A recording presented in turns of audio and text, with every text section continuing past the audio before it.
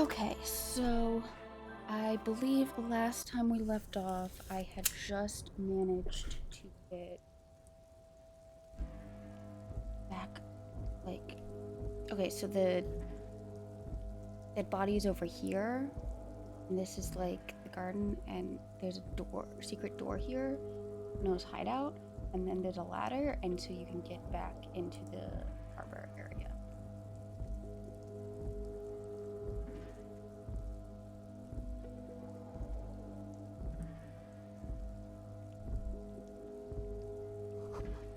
Around you, great machines and Quinlan.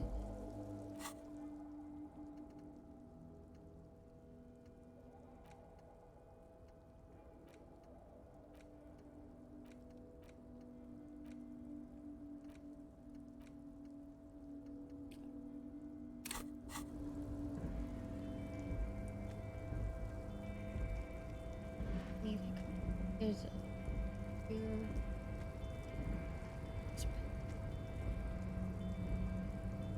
Oh, yeah, there's the measure head. Oh, it looks like this door goes right through there.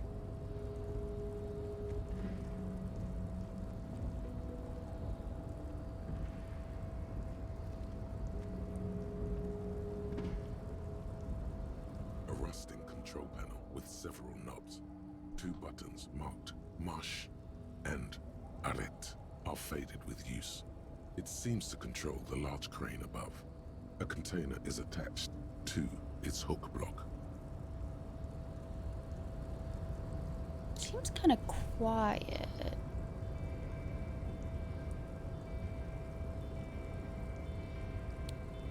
Oops. Bird.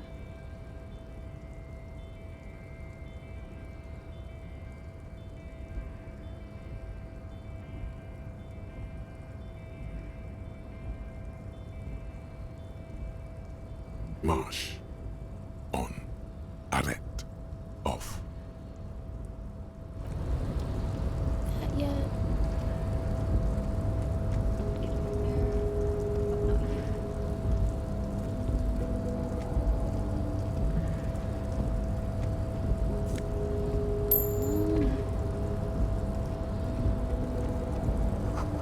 See faded industrial lettering on platform. Also.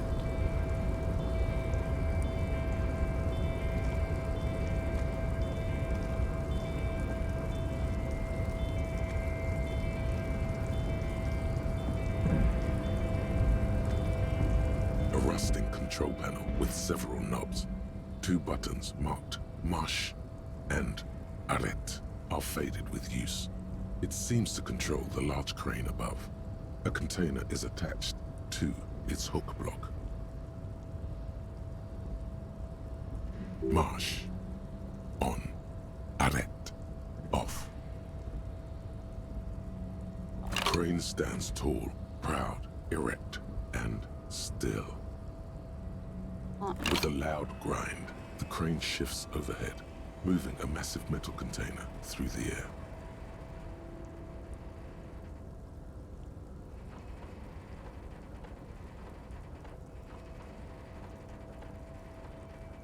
Something's happening.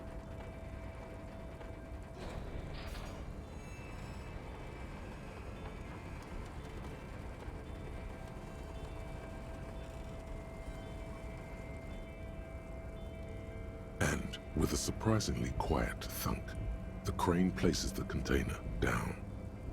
Cool. The harbor sleeps as the strike rages in the distance. The crane can rest again, now that its purpose has been fulfilled. Its purpose? What do you mean? Moving this container, of course. For this purpose it was built. For this purpose it has acted. And now it will rest.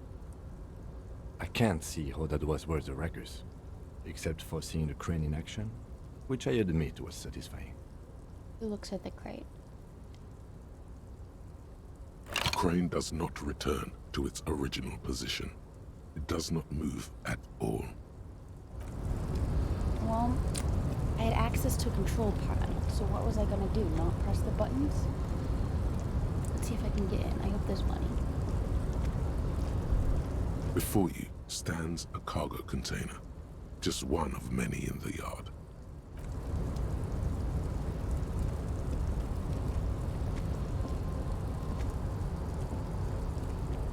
Blue thing above my head. I wanna.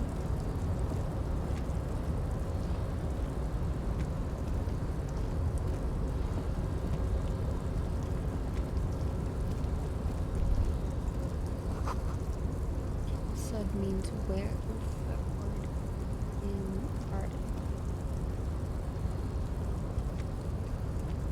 Before you stands a cargo container, just one of many in the yard.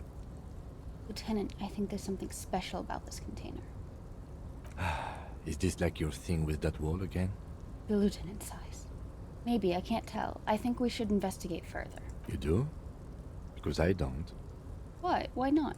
There are a million containers here. Why are you fixating on this one? Because I can touch it. It was hanging from the cane. I don't know, Kim. It just feels special. Inspect the container. Maybe there's contraband in here. Right, it's probably not. Maybe there's contraband in here. There may very well be, but we are not here to look for that. The lieutenant considers this for a moment. We are not here to interact with containers. We are here to interview the union boss. Not No reply. The knock produces a hollow ring of metal. Doesn't sound like there's anything inside the container. Open the door. You attempt to turn the handle, to no avail. The doors seem to be mechanically locked.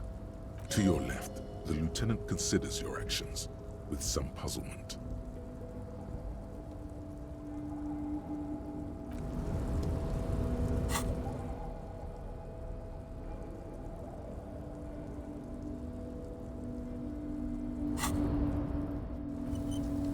You're back before the cargo container. Its drawer has not lessened since you were last here. If anything, it...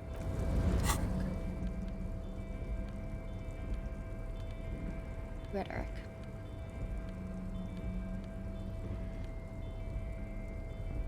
Nothing that can help. Rhetoric. You're back before the cargo container.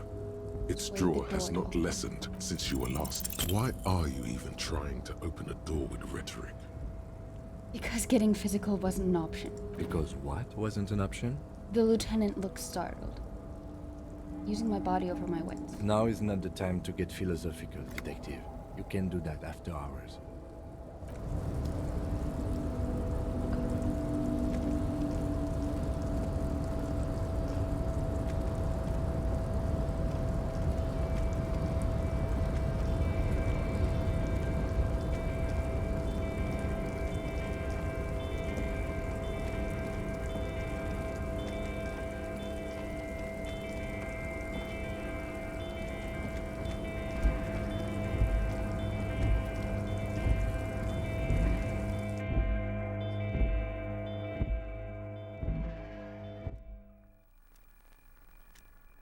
Lots of things to direct. The radio is emitting strange buzzing sounds. Giant footprint on the pillow and a pattern of coffee rings on the armrest. Marta is habitually chilling next to the radio.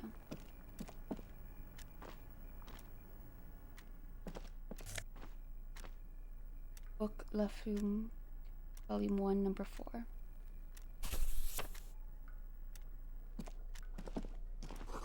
Standard office file cabinet. The drawers seem to be locked. Someone left the coffee machine on. On second glance, someone has forgotten to properly close one of the drawers.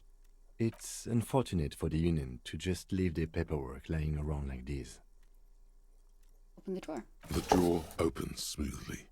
Inside is a well-organized selection of brown folders. Browse through the folders. Hundreds of documents containing logistical data. Two kinds of transactions stand out.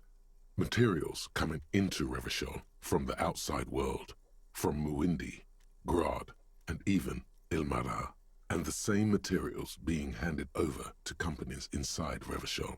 Kuron, Coal City, La Delta, and Jamrock are listed among the many districts where the imports are being sold. Anything interesting? browse them. It's hard to make sense of this thicket of company names, dates, quantities, and percentages. You try to focus, but the lines are getting blurry. The drawer slides shut. Okay, let's look around and then come back.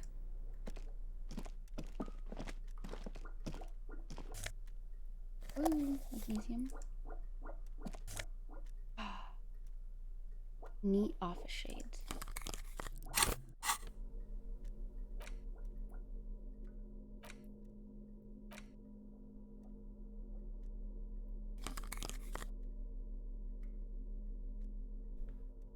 Your face. Beautiful.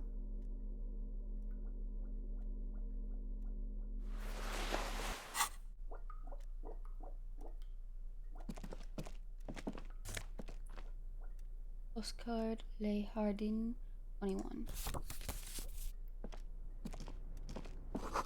This is a Dewey typewriter. The model name is on the back. Every worker, equal member of the board is written at the top of the flyers. And at the bottom, the union logo and demand democracy. The door is locked and cannot be opened from this side without a pass card. You have no choice but to talk to the union leader.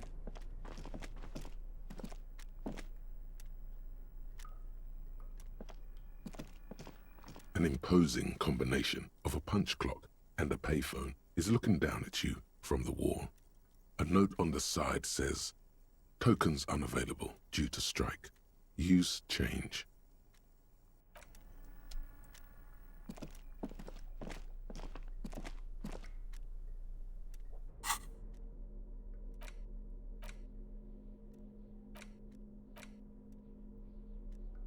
The leading intellectual organ of Martinez communism offers a radical Mazovian perspective on a range of contemporary issues. The cover features a stylized portrait of the late King Fischl with a pair of white antlers growing out of his head.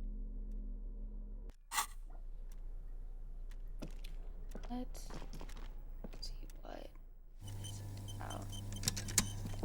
The file cabinet stands steady as ever. Look how blurry all the lines on these papers are.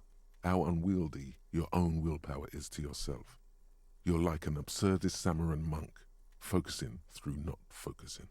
Hermeneutics was almost within your grasp, but now only vague letters float before your eyes.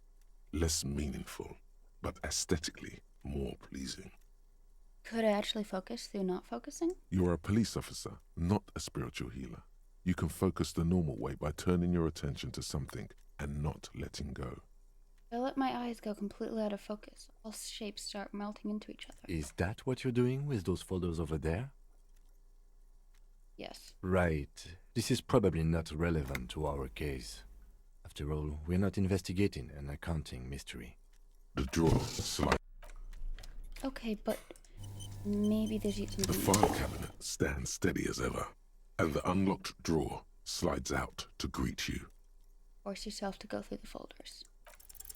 Whatever's hidden here is hidden well. Concentration isn't enough.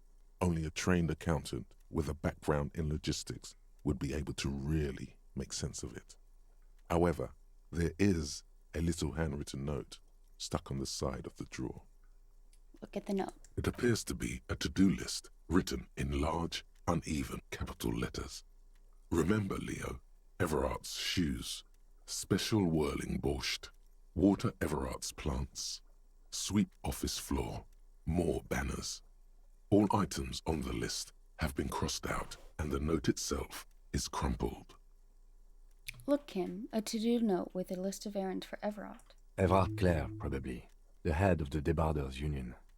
One of his aides must have left it. Nothing incriminating here. The special borscht seems a bit odd in the list. Take another look at the note. Remember, Leo, Everart's shoes, special whirling borscht, water Everart's plants, sweep office floor, more banners. What's a special whirling borscht? All items on the list, the drawer slides.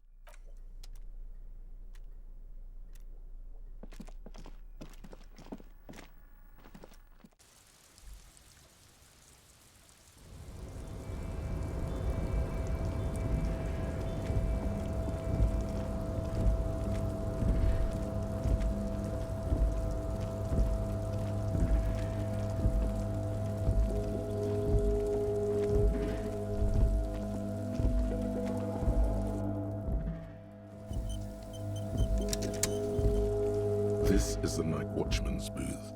The name on the door reads, René Arnaud. So this is where Renee works. I'm gonna look around, search the room. If you must. But please hurry. We are pretty easy to spot up here. Nothing incriminating catches your eye. The cabinets are clean and their sparse contents meticulously organized. There's a framed photograph on the table. Take the picture. It's a black and white photo of a young couple out in a street fair. The man, René, is dressed in a Royal Carabinier uniform. The girl is young and very pretty. She is smiling playfully at the camera. Why did you take that picture of René? I'm gonna ask him about it. I'm a cop. It's instinctual evidence to collect evidence. It's instinctual to collect evidence. Making an artistic photo collage king. I'm a cop. It's instinctual to collect evidence. Fine. But let's move. I don't want to be seen snooping around here.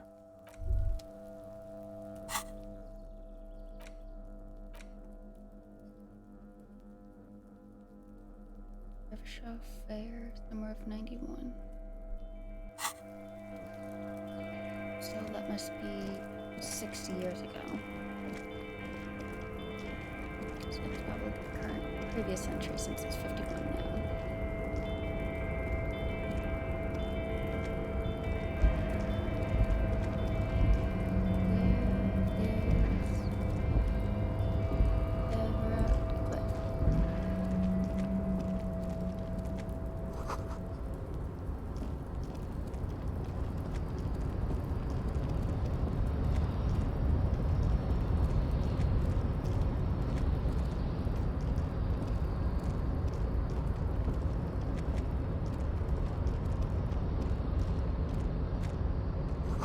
Shipyard ahead is awfully quiet. Great machines are sleeping. Money. $1. The speaker tower is silent. There's no work to organize in the yard below.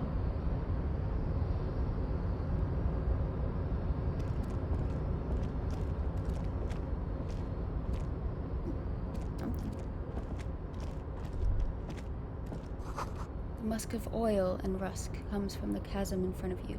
Smells like blood.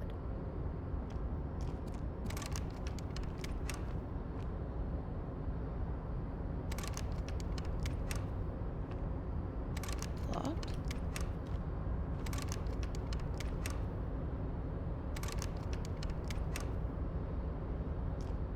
Yes?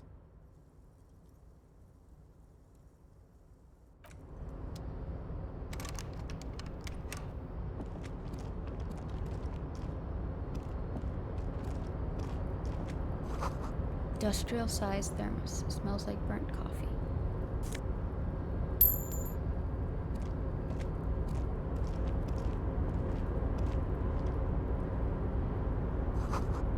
Banner sags under the weight of rain and snow. White waves on red.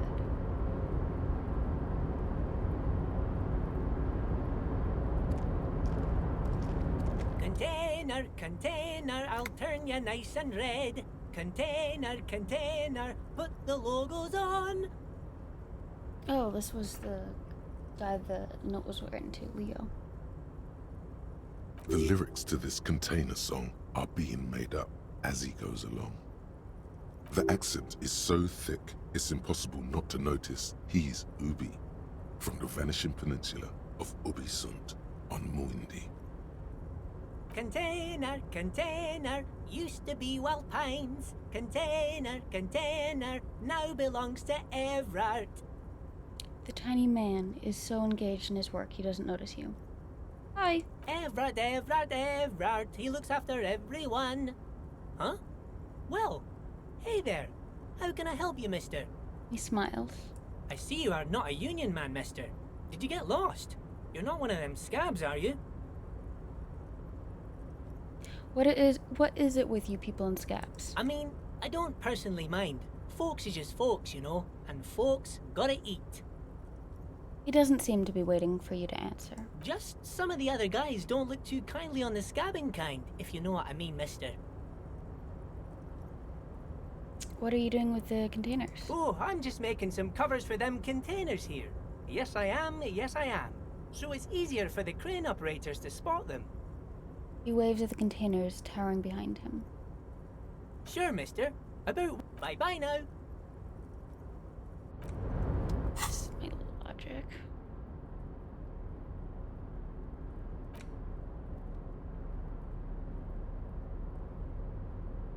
Oh, I thought I had something to help with logic. Okay, fine. 'Cause it's red check, so Oh, I hey, won't mister. really try. I knew you'd be back to talk with old Leo here. Yes, I did. Yes, I did. It's like Lady Larice said when she opened a bathhouse in the basement of my apartment building. They can only get so far before they're aching to get back.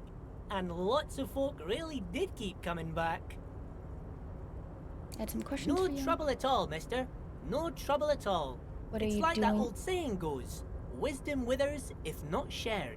And old Leo is always up for sharing. What are you doing with the Oh, containers? I'm just making some covers for them containers here. Yes, I am. Yes, I am. So it's easier for the crane operators to spot them. What's going on here? Look at the mountains of containers rising behind him.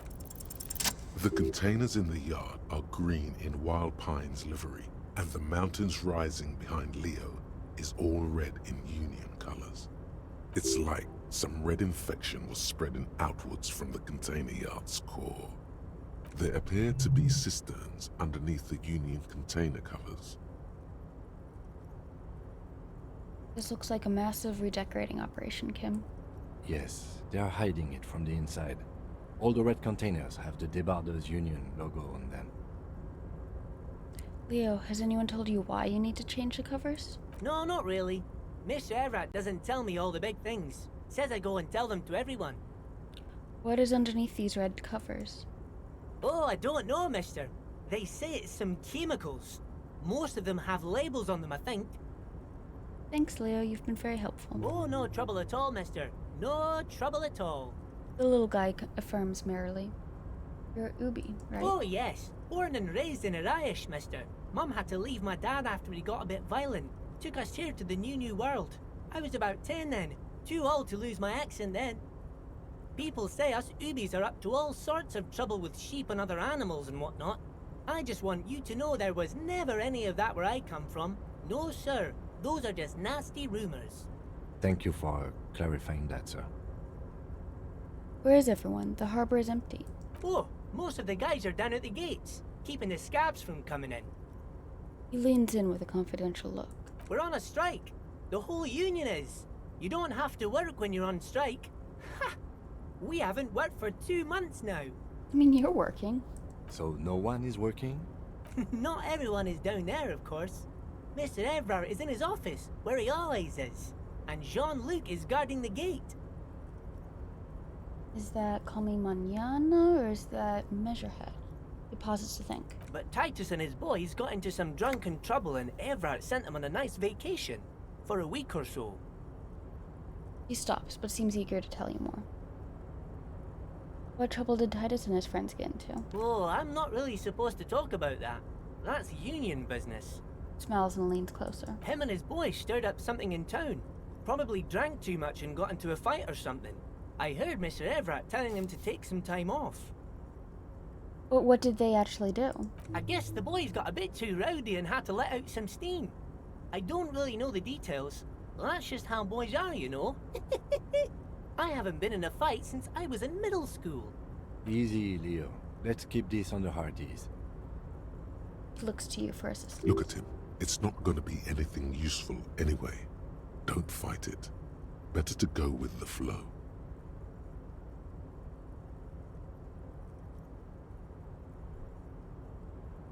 Okay, Leo, let's hear about this fight you got into. I remember I was the runt of the class. The bigger boys always used to pick on me. You see, I had a bit of a temper back in the day. Flew off the handle like nobody's business. But Mr. Everett and his brother always came to help.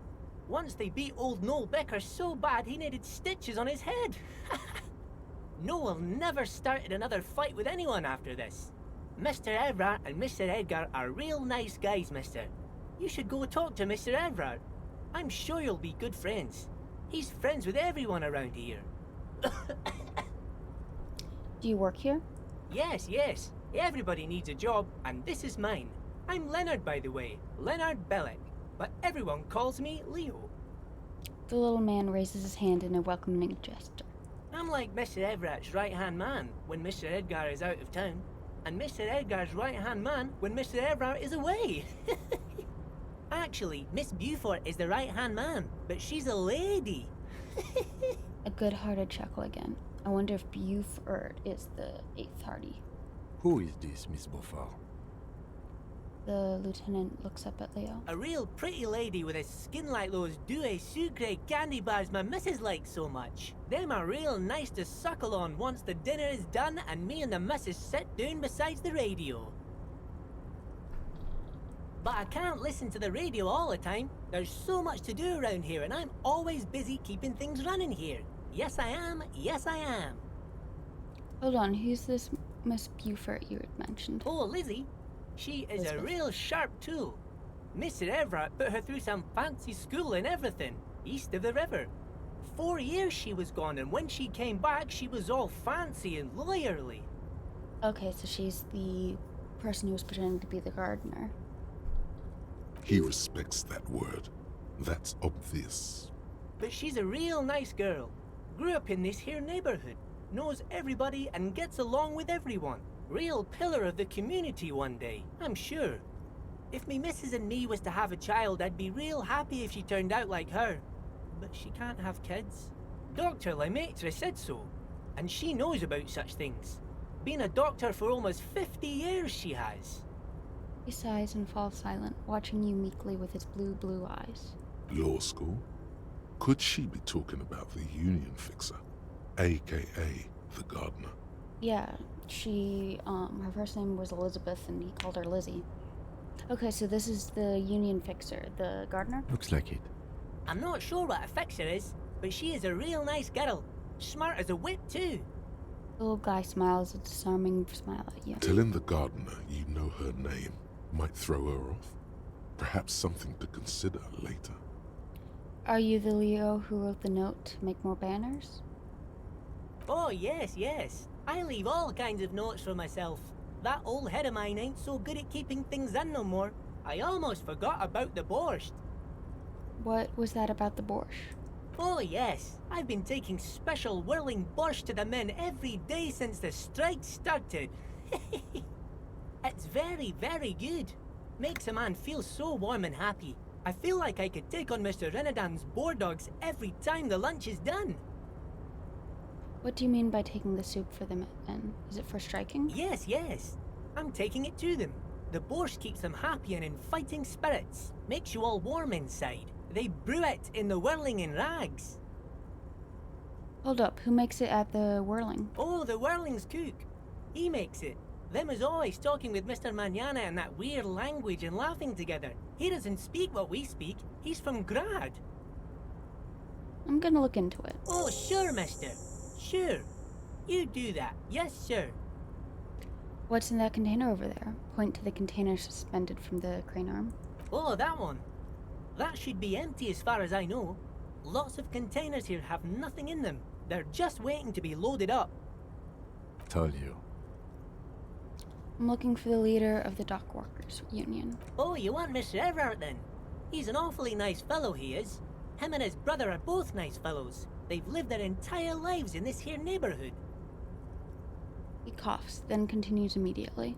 Guys like Mr. Everett and Mr. Edgar, his brother, are real good guys. Made Martinez what it is today. Mr. Everett and Mr. Edgar and I went to the same school we did when we were boys. Easy now, Leo. I just want to know where I can find this man. Oh, Mr. Everett is where he always is. In his office, of course. Points to the 2 joint containers on your right. Okay, I'm off.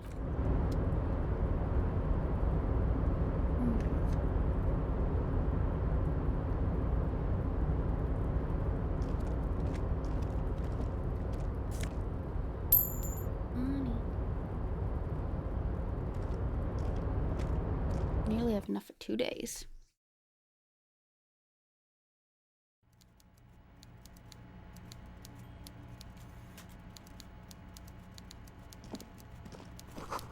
The coffee in the giant thermoses is still lukewarm.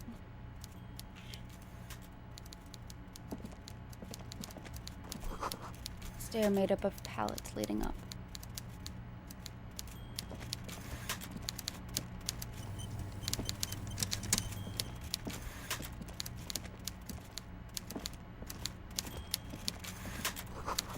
taxidermy fish that tells time.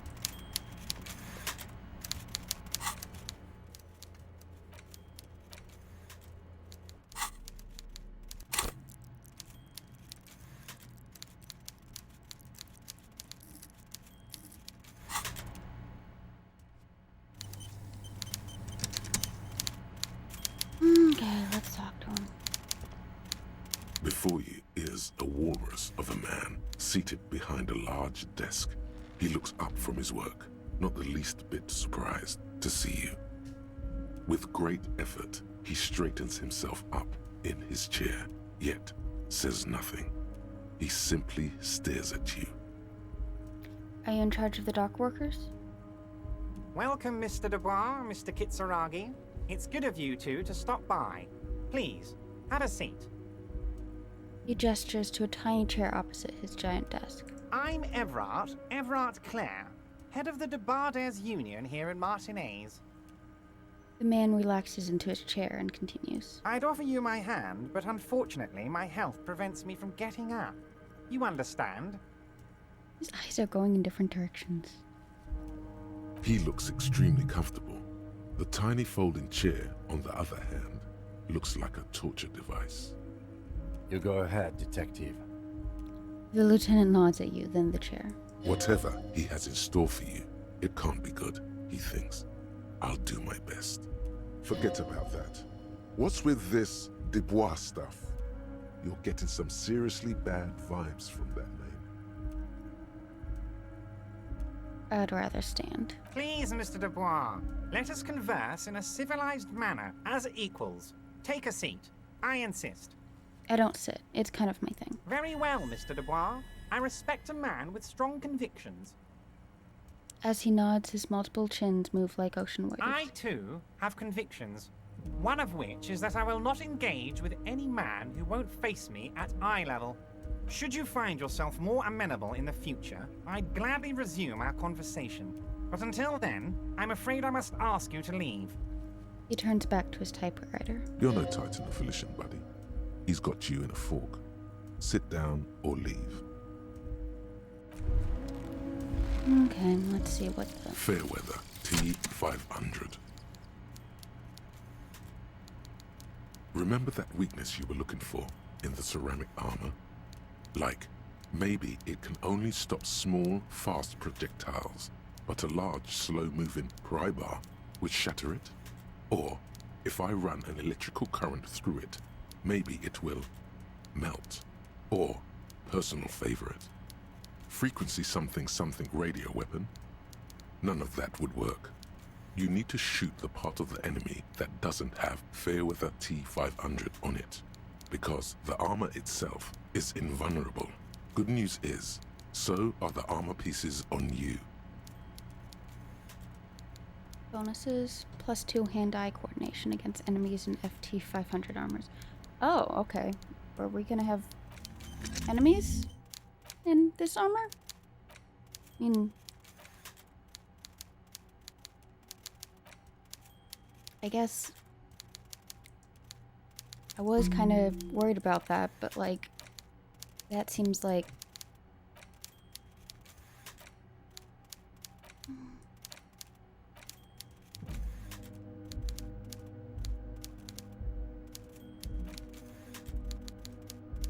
let's see what's up with the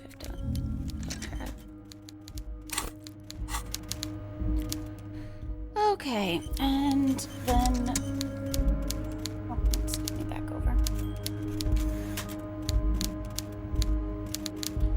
And then let's try talking to him again. Mr. Dubois, I hope time is on your side this time.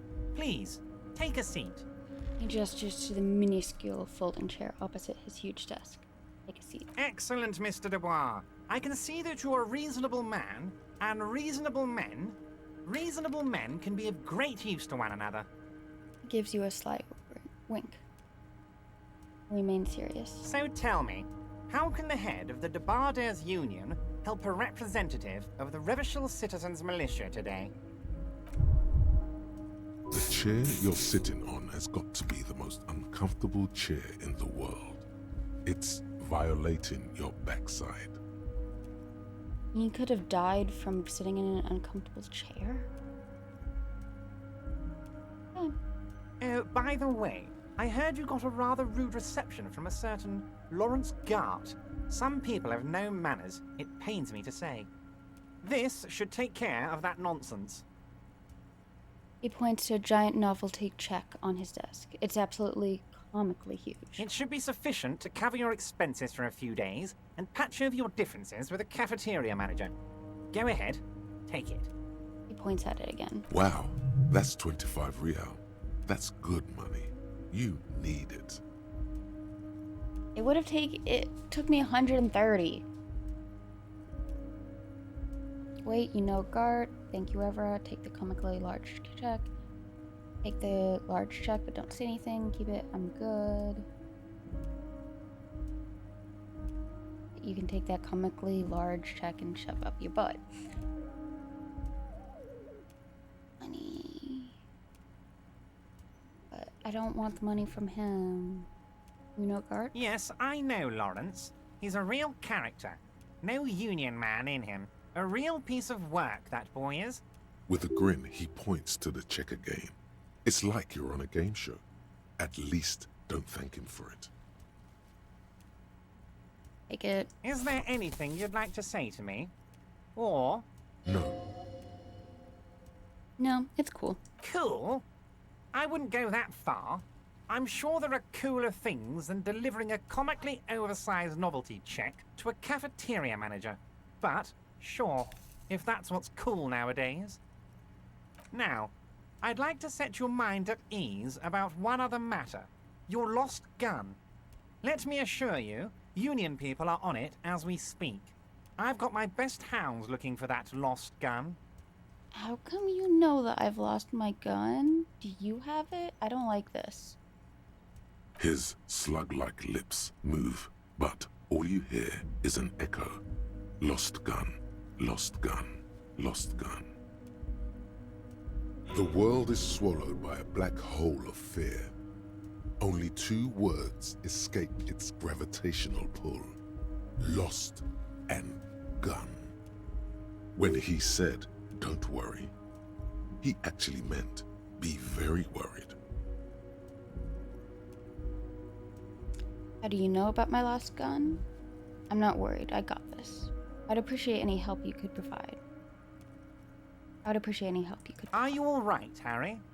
You seem anxious. Don't be. Everything's going to be all right. It's not like you left it loaded.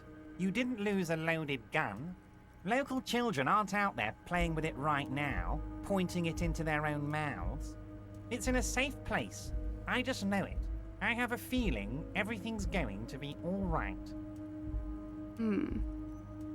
So you know that it's not loaded, so therefore you probably have it. It was loaded. There were 2 bullets in it. You always keep at least 2 barrels loaded. Oh no. Don't. Kim. Officer, we will deal with this later. We don't need Mr. Clare's help with this. I wouldn't be so sure about that. He says as though to himself. Uh-oh. Don't panic. God, you're sweating. Your knee is jerking. You're about to cry, aren't you? You're about to cry because you lost your gun and those children are gonna shoot themselves with it.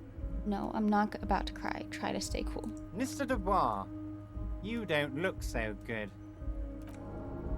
Jeez. What is this, Mr. Dubois? He keeps repeating. What is he trying to pull here? You need to cool the fuck down. Chill. Mr. Dubois!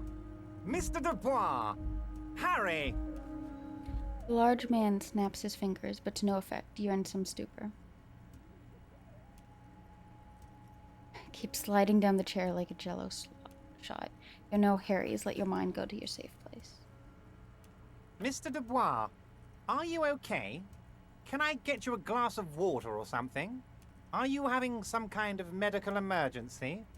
Maybe you could use your hands somehow, in a kind of throw-in motion, like you're throwing that Mr. Dubois act right back at him.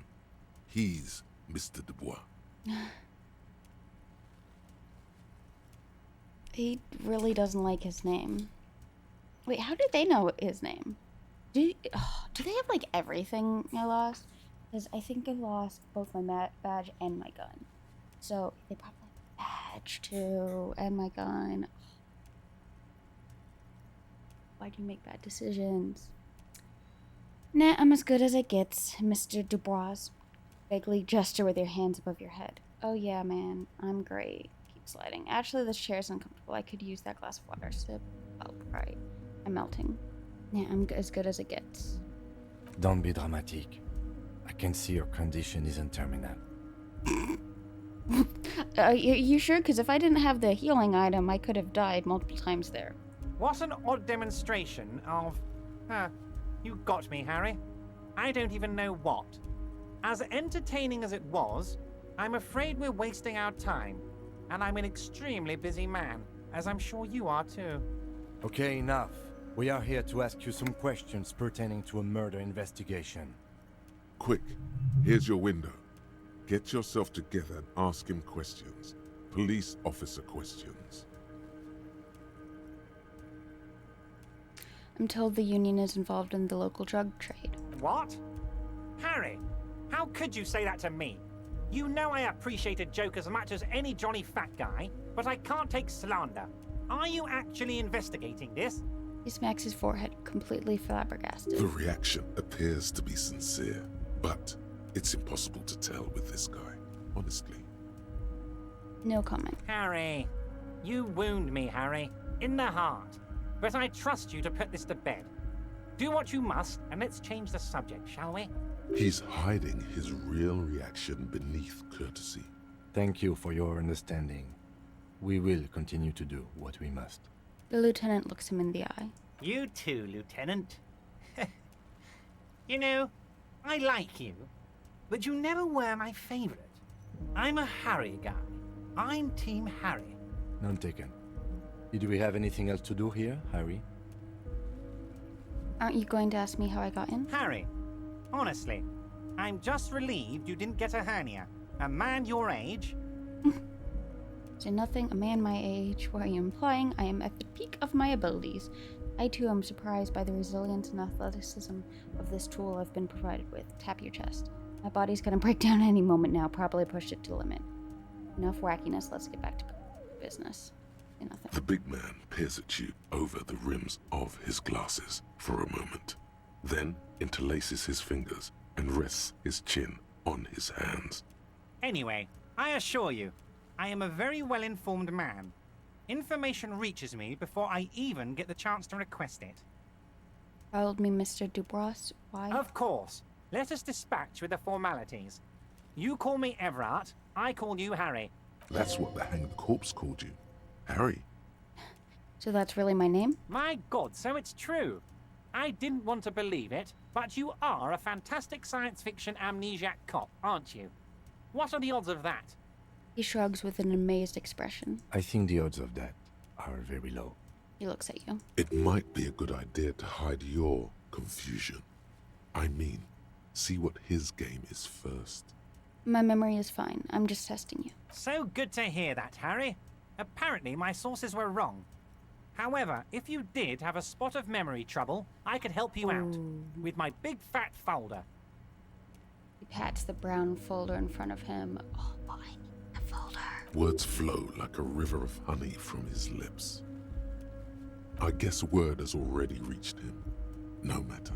No harm done. It's just a brown folder. You can't make out what's written on it. Are you trying to tell me you've gotten hold of some of our documents?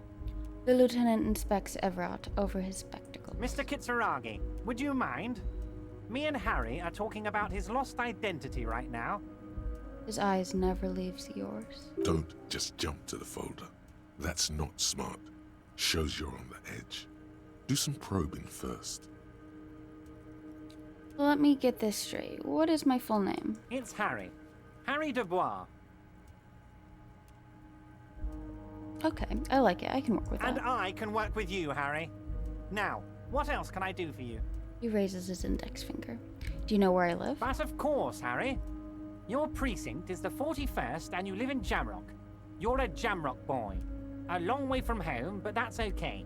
He doesn't really seem to know any more about it. Interesting. Do you know anything about my family? Do I have a wife or kids or... Family? Harry, you're not a family man. There's not one peep of family in here. Unless you think you're a family man. Do you strike yourself as a family man, Harry? I think I do. I'd be a wonderful father. Well, yes. I'm sure you're going to make one little boy or a girl very happy and proud one day, Harry. He looks around uninterested. Okay, I mostly just said that in order to try to not agree with him. What kind of cop does it say I am? Harry, you're not simply a cop, you're a star. A bright shining star in the drab law enforcement sky, outshining all other stars. You're a superstar. No, I'm definitely not a star. Nonsense, Harry. You lit up this container when you walked in here. You're my golden boy. I'm not your golden boy. I don't... No, I'm not yours. He's probably just making a guess based on your recent activity in Martinez. Where did you get that folder? Ah, this? My friends in your organization gave it to me, Harry. He closes the folder. This translates into, haha, you guys are so corrupt. I find that very suspicious. May I have a look? I'm afraid this is meant for Union eyes only, Mr. Kitsuragi. I'm sure you understand. Please continue, Harry. Turns back to you. Him suspects something. Read shipping folders before. It might just be a normal folder. Have another look at that folder. As you look at the folder, Everard covers it with his hand and pets it. He's hiding it from you because it's not a real RCM folder. It's just another one of those brown folders you saw in the file cabinet. That's not an RCM folder. Okay, Harry, you got me. This is from the Census Bureau, not the RCM. Those Census Bureau people are absolutely corrupt. You should do something about them. He got the name from the Census Bureau, and everything else from your actions here in Martinez. That's fair. Yes, Mr. Kitsuragi from the Census Bureau. Like I said, now I'm actually a very busy man, so is there anything else I can do for you, Harry? He looks annoyed. That means he doesn't really know anything about you. Okay, good. He might not have my badge then. A pity. The mystery of you will have to remain a mystery for the time being. So the Census Bureau says my name is Henry Dubois. Yes, that's what I said. Try to keep up, okay? Let's move on. Let's talk about my lost gun. Yes, your lost gun. My best men are on it. They're turning every stone, searching every playground, asking kids, grandmas, everyone. His face turns serious. Your gun will be found, Harry. Let me assure you of that. It's just a matter of time and effort. How does he know it's missing if he doesn't have it, though? The only way to find it seems to be working with him. He might even be holding your gun hostage. Hold on, could he really hold my gun hostage? Who knows? Only one thing is certain. If you work with him, you're going to get it back. And working with him might be the only way to do it. Does this mean if I do things for you, I will get my gun back? Damn it, Harry. That's exactly what it means. I'm only kidding, of course. He turns to the lieutenant. Of course. I understand. We help you, you help us. The lieutenant replies dryly. I want to talk about the hanging. Oh, of course. That's your main thing here. That's why you're in Martinez. I know everything that goes on around here, and I would love to help, like I'm helping you with your lost gun. I mean, it's no secret that the lynching is connected to the strike. So much to talk about. Honestly, it's been weighing on me so heavily. I understand you need to interview me. I sense there's a but. But there's a thing that's been keeping me up at night. I want to talk about the hanging. I mean, if we could just calmly talk, exchange information, we could blow this thing wide open. Yes, that sounds good. Let's do that. The lieutenant says with a slow nod. But I can't think straight with this thing weighing on me. You're police officers, aren't you? I have a crazy idea. You guys are basically door-opening machines. Incredibly talented at opening doors. Suddenly, he slaps himself on the forehead. I've opened a few doors in my life. You've heard wrong, Everett. We're not. Kim, is that true? Are we door-opening machines? I've opened a few doors in my life. And I'm sure you're going to open this one with flying colors, Harry. This really is very simple, and there's nothing shady about it. He chuckles. An excellent opportunity presents itself, sire. You could win the trust of the arch-liar, pretend to play into his hand. Then, should you wish, bend his efforts towards your own. Why don't you just open it yourself? Harry, I'm a very busy man, and more importantly, I don't have that extraordinary physique you do. You look like you could run around all day. He slams his fists together. You want to send someone a message that the police are working for you. I repeat, I'm a very, very busy man, Mr. Kitsuragi, and therefore I must occasionally enlist outside help. So what will it be, Harry? He turns back to you. Whose door is it? Oh, no one's. It's just a weasel. A weasel lives there. Nothing for you to worry about. What do you mean by a weasel? A loud blabbering weasel. When weasels feel no one is watching, they start acting foolishly. He removes his glasses and rubs his nose. Just go there, unlock the door, and leave it open. It's been such a burden on me, Harry. I just want this to be over so I can discuss business with you. He puts his glasses back on. I bet you don't even know anything about the hanging. Harry, my dear friend, I am what people call a local bigwig. I know everything that goes on in Martinez. I'll look into it. We need to talk about that murder. Fantastic, my friend. Just let me know when it's done and we can take our friendship to the next level. He flicks his fingers. You can get the key from Manana. He's down by the gates. Manana's like a free agent in the Union. Special operations. Hardened socialist. A real free thinker, too. He'll tell you precisely where the door is. One last thing, Harry. He smiles, obviously satisfied with how well he planned it all out. Just open the door. You don't need to go in or anything. I just want that weasel to come home and see the unlocked door. Okay, well, I'm gonna go in. If I unlock the door, I'm gonna go in and see what's up. I'm looking into your shady brew. I don't know what that means, Harry. Shady brew? There are so many moving parts in my operation, I can't keep track of them all. You know what? Don't even tell me. Whatever it is, do it. Surprise me. Just one thing. If you can, make it even shadier. He sincerely has no idea what you were talking about. And he doesn't care either. That's fair. I met Joyce, the company representative. Oh, that's very nice. I haven't gotten around to her yet. I'm very, very busy, you see. I hope you're getting along. He adjusts a button on his sleeve. One thing I want to make very clear, Harry, is that this is not some kind of union versus corporation situation. Everyone is just pals here. Just pals? We're all trying to do what's best for Martinez. Don't feel like you can't cooperate with her because you and I are such good friends and I'm helping you find your lost gun. I'm not a jealous guy. What happened to the previous negotiator, Mr. Gamont? What do you mean, Harry? Nothing. I let him go. The big man sounds annoyed. He made concessions for the company in previous negotiations. Why would you let an ally like that go? He's an old man, Harry. I wanted him to spend more time with his family. God knows how long he's got left. He looks down and sighs. You called him a midget. Harry! I have little people in my organization. I would never call someone a midget. What is this? Honestly, I'm beginning to think you're a midget, Harry. I'm only kidding, Harry. You're not a midget. No one is. We're pals. Abruptly, he smiles and changes his tone.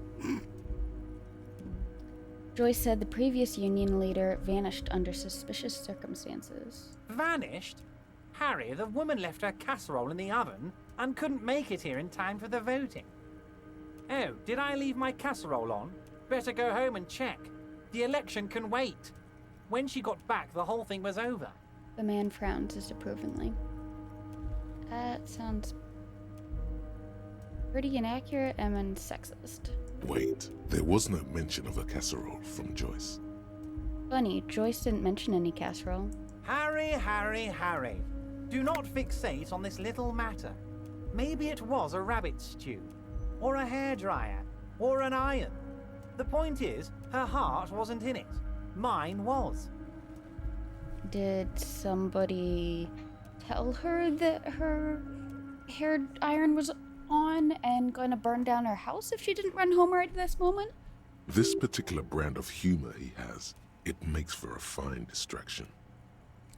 Why haven't you let her in to see you? If she actually wants to see me, she will find a way. Any good negotiator would. And I just don't have anything to discuss with a bad negotiator. It's a fortress. He knows she can't get in here. Okay, let's talk about something else. Of course, Harry.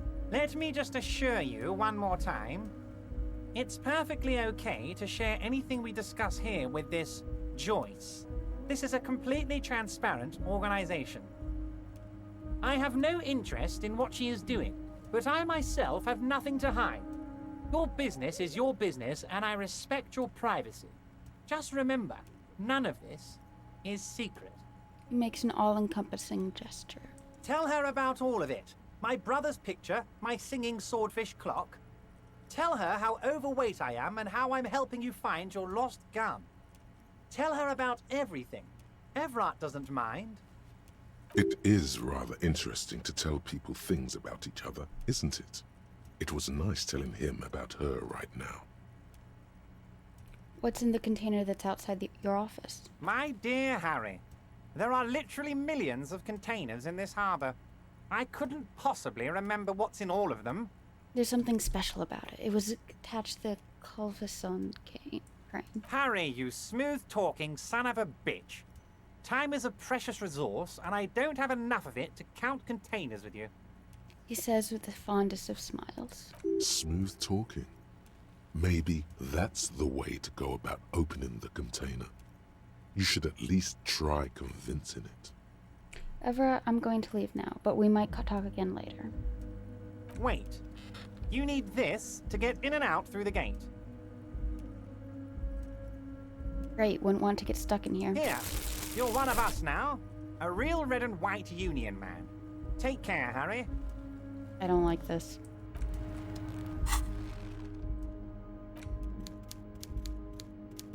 Giant novelty check. This 20 times 50 by 50 centimeter check looks like it's meant to be handed over ceremoniously on a gala-like event. Supposedly exchanges for 25 real at your local Fritz store.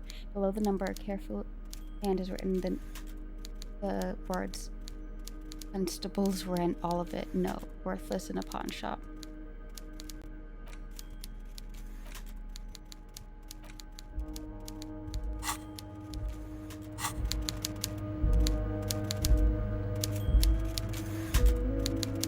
Mr. Dubois, see you soon. Okay. Let's leave.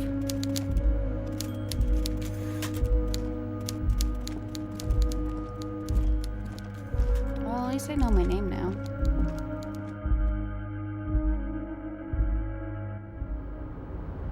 Glad I had all those health things.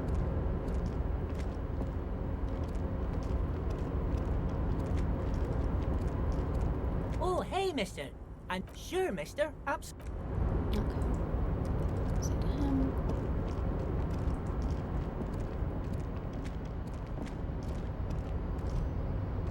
How do I get that thing up? Maybe I need a crowbar?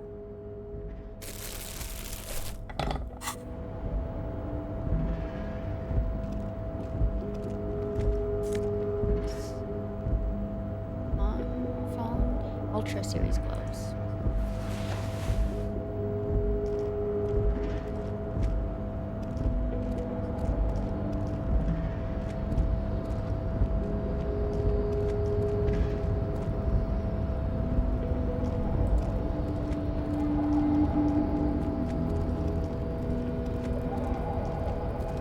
You're back before the cargo container. Its drawer has not lessened since you were last here. If anything, it seems to have grown slightly. So we need to look for that. Ultimate performance efficiency. These foam ultra gloves, series gloves, come fingerless and with a grippy padding covering the palms, making these ideal for quadrupedal movement or for lifting cargo.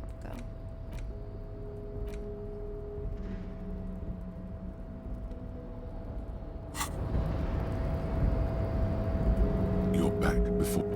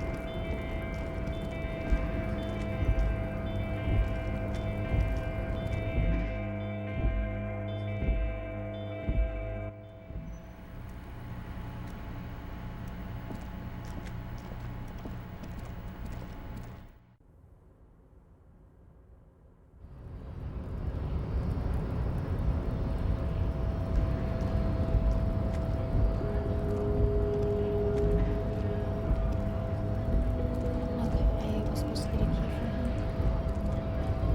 So, how'd you like our harbor? Stares at you with his hazy eyes. You've been in there, he means. Talked to the boss man too, probably. Was nice enough. It's but a rest area on the path leading across open plains. He notes solemnly, then turns to you, a wide smile adorning his face. Right. You talk to the boss, eye to eye, like men of the plain. If you have any more questions, I'm set to talk. Everett said you have a key to a door? A key, huh? What door is this key supposed to open? He runs his fingers through his mustache. He said it belonged to a weasel. Oh, say no more. I got you. Taps the side of his nose with a little wink. I got that key right here. And let me tell you, it's mighty good of you to help us out during the strike. Working class solidarity, as they say. Saw an opportunity and I took it. I'm a hustle grinder. I heard something about a weasel and didn't sound like a local and it didn't sound like a local polar weasel, if you know what I mean. I'm not opening this door for myself. I'm opening it for all working men. Not really doing this for political reasons. Oh, so the none of the above type are you? I get it. I like to keep my distance too. But it doesn't matter. It's a good thing you're doing. Thanks.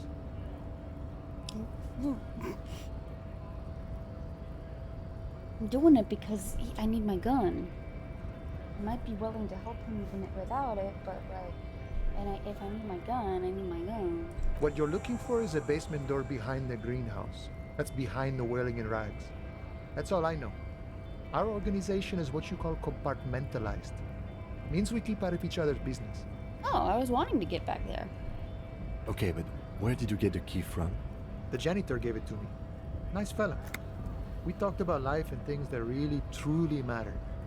His gaze wanders off into the distance. None of this mess we're in. This jiving and juggling.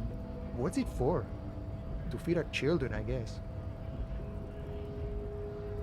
Anything else I should know about this task? This weasel person, when he'll be home? I'm more of a philosophical dock worker. I like to talk about the big picture stuff. Who I am, who you are, what we are fighting for. The man takes a big sip from his flask. He means he's not going to tell you, cause he doesn't know. But he will shoot his mouth off with you now that you're working for Everard. Actually, do you know anything about the Hardy Boys? Los Ardis? They're an independent militant group. A bit too high-strung, but it comes with the responsibility. They're sort of like you. Preserve the rule of law and all that. Except it's Everard's law. But really, they're just like you. He takes a swig from his flask. Why are you striking? We're negotiating our share. Your share? Aye. He seems pleased with himself. Wait, so not wages or pensions or... How large of a share would you like? Oh, okay, economy stuff, I get it. I want to talk about something else. Wait, so not wages or pensions or... This stuff, they already covered. Shouldn't you be grateful then? It's a lot more than most people here have. At least you got the benefits, that's something. However much you feed the wolf. At least you got the benefits, that's something. It's not enough. Not enough to get ahead. More about keeping us in our place. How large a share would you like? All of it. However, right now we want all the harbor workers to be on the company's board, so they could take part in the decision-making process. This seditious talk sounds like communism. Just so we're on the same page, communism is basically wanting to kill the rich people or deporting them to a labor camp in Southeast Grad. But don't say that out loud if you're a communist. Are you a communist? Bossman Everett, what can you tell me about him? Got the picture, let me ask you something else. You a communist? No. I don't think I'm a communist. Seeing something of value and saying I want it all to myself is a much older and simpler notion. No science to it at all. He pauses to think for a moment. Even a weak child can think it. The only things holding someone back are I can't and I shouldn't. But the stuff you do aligns admirably well with the World Republic. Why not call yourself a communist? Right on, brother. You shouldn't take what's not yours. Cool, I don't have anything to add to that. Why not call yourself a communist? I have nothing against communists. They are honorable boyaderos. And they have good analysis. He takes a swig from his flask. But my own code serves me well. If my code starts failing, a code can fail a man as well as a man can fail a code, then I will have to submit to a new one, which may well be communism. I guess I understand. I'm not sure I understand. It sounds like you're a communist who thinks he isn't doing well enough to call himself one. I guess I understand. See, I'm primarily a lazy person. He looks very amused, as if thinking about some private joke or mystery. Bossman, Everett, what can you tell me about him? I think it's best you make up your own mind now that you've met him. In my eyes, he is a capable organizer and a decent businessman. What does bossing the union entail anyway? I guess you kind of get to be the village chief. He oversees the harbor, makes deals with the owners or other relevant parties, watches out for his own. By that, you mean corruption? By heavens, why would he not be corrupt? We live in a harsh and disordered world, see?